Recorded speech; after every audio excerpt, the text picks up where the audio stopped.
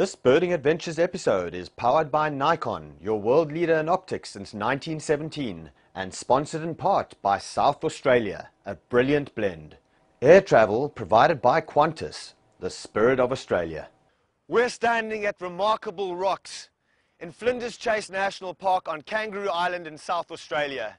And there's no better description for this mind-blowing place than remarkable. This granite dome on which I'm standing is over 500 million years old, older than Australia herself. We're going to head out on this show looking for our golden bird, the glossy black cockatoo. Let's go birding. Now is the time of your life.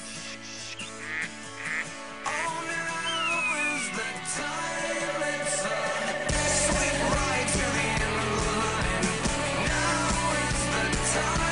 It's the right time to come alive. Now is the time of your life. Oh, now is the time. Smoking ponies. Did you see that bird? This is the perfect habitat for this bird. Beautiful plumes. Look at the plumes on the neck and the head. Yeah! That's what I call birding. Awesome. That's our golden bird.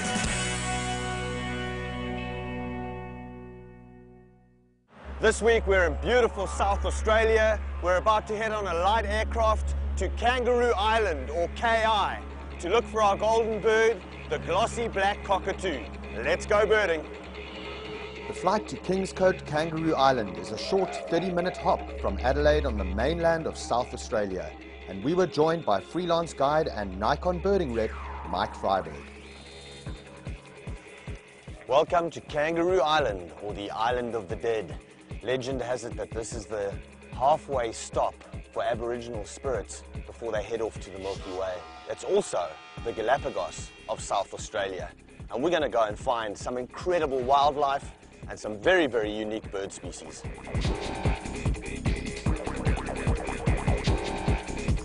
At the tiny airport, we were met by local guide Craig Wickham, who was going to take us on a tour of this fascinating island. Craig, James Curry. How are you? Hey, nice to meet you. Yeah. Good, so this is Kangaroo Island. You're going to take us around? This is a start. Excellent. We'll go out there and see what we can find. Awesome. Where are we off to first? Sea lions, south coast. Okay, sounds good. Let's do it. Sea lions. rock and roll. All right. We're heading down to a place called Seal Bay, which is on the south coast of the island, and it's a colony of about 600 Australian sea lions. Also good habitat for a variety of birds down there, both in the bush but also the beach and some of the coastal habitat. The island's really big. It's a landmass about the same size as Puerto Rico. About a third of the island is formally protected as either national park or conservation park, but there's a whole lot of other habitat on private property, and it's all interconnected with these wonderful roadside and creek line strips of vegetation, which basically ties it all together and really makes the place work from a natural history perspective. Kangaroo Island was first discovered by Europeans in 1802. Matthew Flinders came through here, who was an English explorer. He mapped the north coast and arrived here late in the day. Some of the younger guys on board thought they could see people moving around on shore, and the old guys thought they'd been drinking because they couldn't see a thing. When they finally got a scope on them, they found that they were actually kangaroos. No Aboriginal people living on the island, so the kangaroos were extraordinarily naive, and they shot 31 of them on the first day and had a big feast. And Flinders wrote in his journal, "In gratitude for so seasonable a supply, I named this southern land Kangaroo Island." So that's the name, as Kangaroo Island's been called that from day one of European contact. So mate, we're in for a couple of great days. Let's go check out the sea lions and see what birds we can find. Sounds good to us.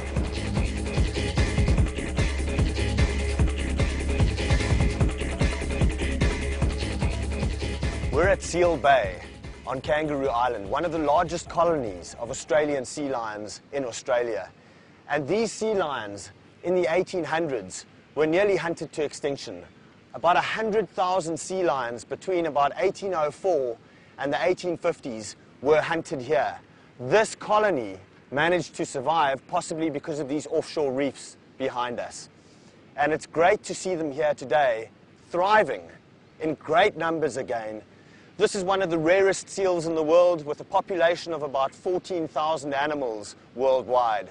What makes these sea lions so unique is they've got an 18-month gestation period, which is totally different to other sea lions in the rest of the world. They've got very interesting lifestyle habits, because these sea lions will head out into the open ocean up to 100 kilometers or about 60 miles off the shoreline here, hunting for crustaceans and fish on the ocean floor.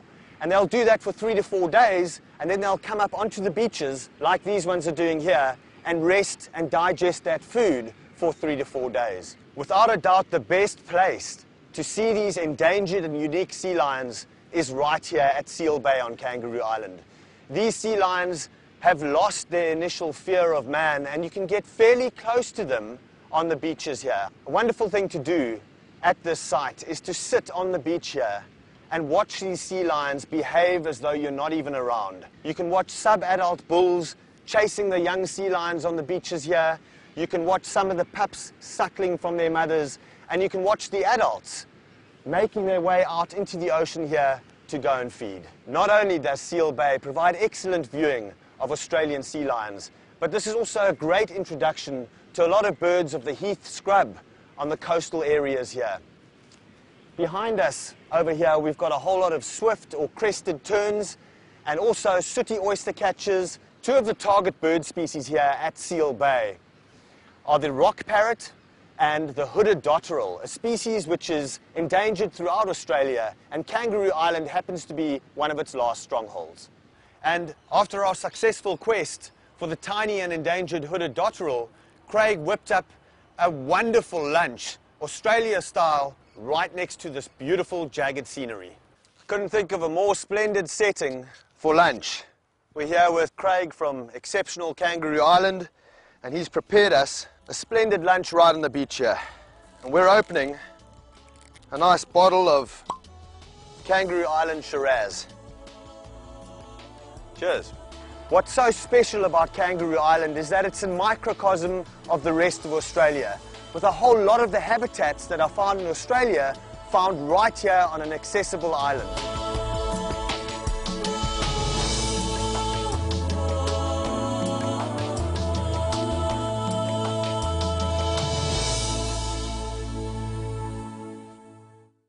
This is the quaint little village of Penashaw on the northeastern coast of Kangaroo Island, with a population of 400 inhabitants.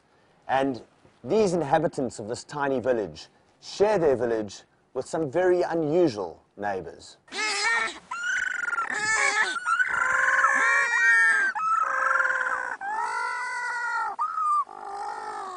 This is the little or fairy penguin, which is the smallest penguin species in the world. These little penguins live in waters off Australia and New Zealand, and at certain times of the year they come up to nest on the mainland here.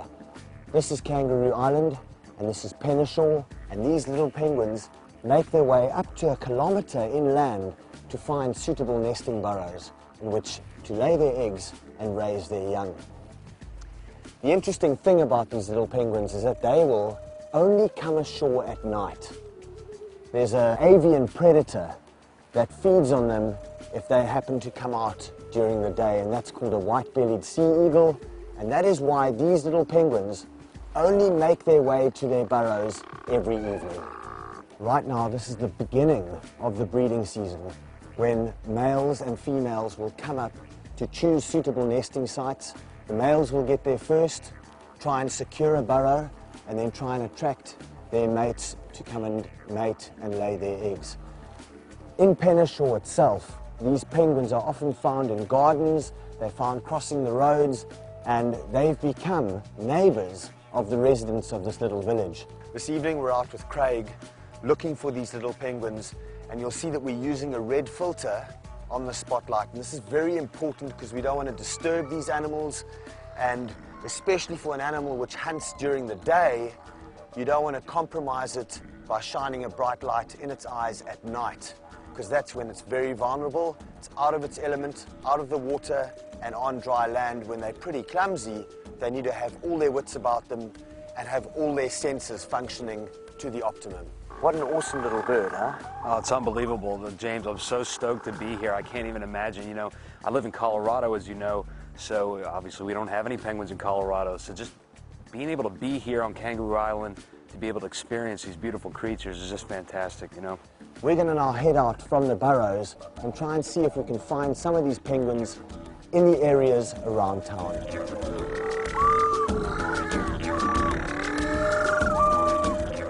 You can see they've actually got quite a nice burrow down there, male and female together. Oops. There one of them goes, excavating sand onto the unlucky mate. That must be the female that's doing the digging. Words and photographs cannot describe the ancient beauty of this historic place. Kanguru Island in South Australia is a place that you have to visit. The wildlife here is unique, it is diverse, and the birding is truly spectacular.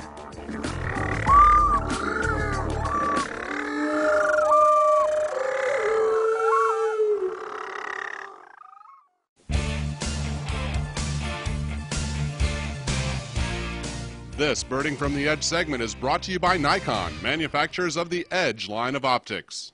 Oh, hang on. There's something you want to have a look at. What you got there? Just saw a little echidna back there. We'll just do a U-turn here and go on the back. Right, awesome. Echidnas they're one of two egg-laying mammals on Earth. The platypus is pretty well known, but the lesser known spiny little echidna is just on the left here somewhere, feeding on the side. We'll have to be pretty quiet when we get out because they've got really very good hearing, and they'll just duck in away and hide. Oh, there he is. Yeah. Jeff, go get him.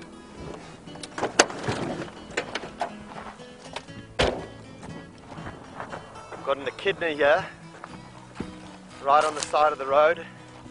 Jeff's trying to go and get a shot of him. Craig, what should he do here? Just keep really quiet. They're really timid, and just stand still, and he may come out. We just got to be real quiet. Got our cameraman Jeff just waiting on this echidna to move, and I'm a little bit concerned because of these buggers.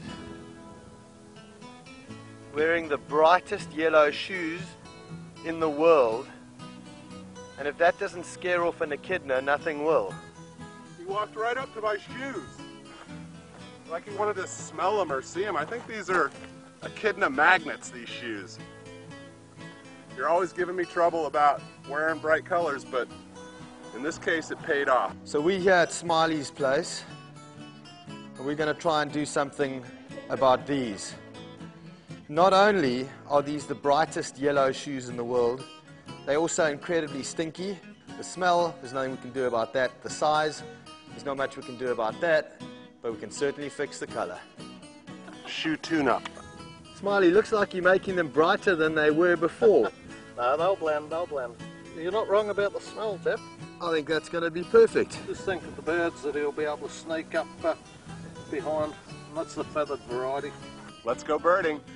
This is Birding from the Edge.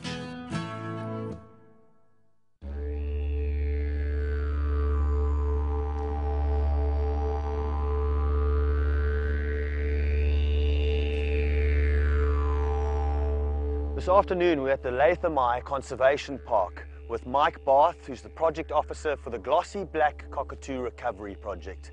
And this habitat behind us is the habitat of this endemic subspecies of glossy black cockatoo here on Kanguru Island. We're going to head out now and try and look for signs of the birds feeding. These glossy black cockatoos are very atypical when it comes to cockatoos because they don't make a lot of noise, and we're going to be listening for them feeding on cones of the casuarina trees inside here. Let's go take a look. The staple diet of the glossy black cockatoo is the cone of the she oak.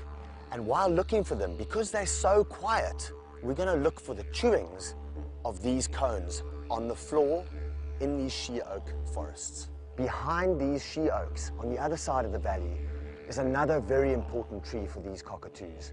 This is called the sugar gum, and it's a eucalyptus tree, and this is exactly where they nest. See, these look like old chewings, hey Mike? Yeah, some old chewings right here. Yep. So this is perfect evidence of glossy black cockatoos in the area. These chewings on the floor in these forests. Now we're actually looking for newer chewings than this, because when the chewings are newer, they'll be much whiter in color. But it's a really good sign because we know that these glossy black cockatoos are in the area.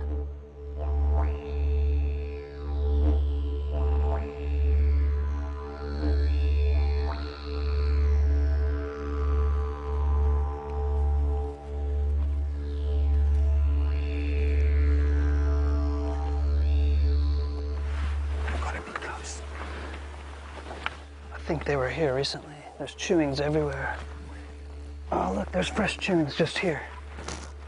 All these creamy colored chewings. I mean, they were here just within the last hour. Wow.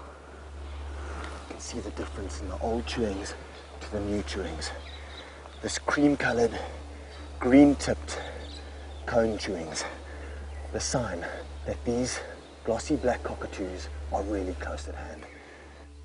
Because these glossy black cockatoos make very little noise, we're listening for the subtle sounds of them feeding on these casuarina cones. Mike, tell us what it sounds like. It sounds like a crunching. Like that. That's it. So it's very, very quiet. And at the same time, we've got to be very quiet. Because we can hear one chipping away right over here. Very close. I can hear them. I think they're feeding just out there. I can see one. There's one there. Yep, I can see it. Oh my gosh, it's beautiful. It's a male. He's got the chocolatey head. Yep. The female there, the female next to him, down to the right. Oh, got yeah. the yellow on the head. Oh, she just took off. You can hear it calling. Where'd they go? Where did they go? I think they're flying off this way, coming around, Oh, there they go. Oh my gosh, that's beautiful. Look at the red in the tail. flying off to the nest trees just there. Yes, that's our golden bird, glossy black cockatoo. Nice one, mate. No worries. Nice one, Mike. That was awesome. All right, let's get a look at these birds. Nice job. Great. We've got this pair of glossy black cockatoos right at the top of these sugar gums here, jostling around, playing with each other. This is awesome, hey guys? Oh, it's unbelievable. Spectacular. So Mike, let me try and get a look through the scope here. Tell me about this Nikon field scope. Oh yeah, it's unbelievable. Get a look at these cockatoos in there. Put your eyes on them. You're going to really realize like the true colors of the bird just pop out at you. Especially when the bird fans its tail and you see the red underneath. Oh, look at that. Glossy black cockatoo through my Nikon Edge scope. Doesn't get much better than this. On Kangaroo Island in South Australia, our golden bird. Searching for the glossy black cockatoos was certainly a wonderful experience. Once we actually got into the habitat and we got to spend a little bit of time looking at a few different pairs, I think the most exciting thing for me was certainly seeing the males interact. And they're certainly very territorial.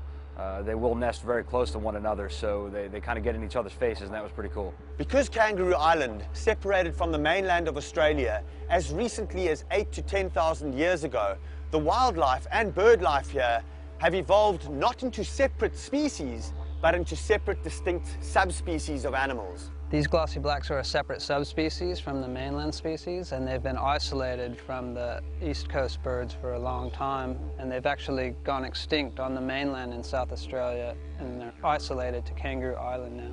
Now you never know when you're out birding or you're out in the bush if you're going to see something totally unusual or unexpected, and that's exactly what we've seen this afternoon.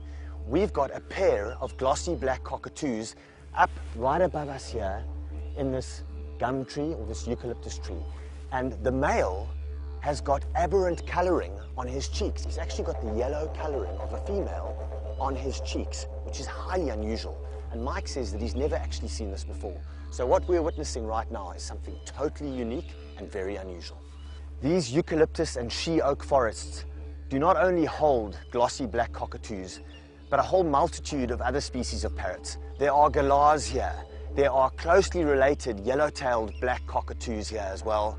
And we've also seen the beautiful and spectacular crimson rosellas feeding on these same cones from the casuarina trees. So we've had spectacular and awesome views of glossy black cockatoos further down, but now we've come up to the eucalyptus forest here to go and see these glossy black cockatoos at their nesting holes. These are artificial holes that have been set up to ensure the success of this spectacular bird. Right here is a breeding tree of a glossy black cockatoo, and you can see that it's surrounded by this corrugated iron, and this is to stop the brush-tailed possums from getting up and destroying the eggs and eating the nestlings. There's a definite shortage of nest hollows on the island, so we've installed approximately 90 artificial hollows across the island, and now almost half of the nests every year are in artificial hollows. There's been a steady increase in the population over the last 15 years, and yeah, they're coming back strong.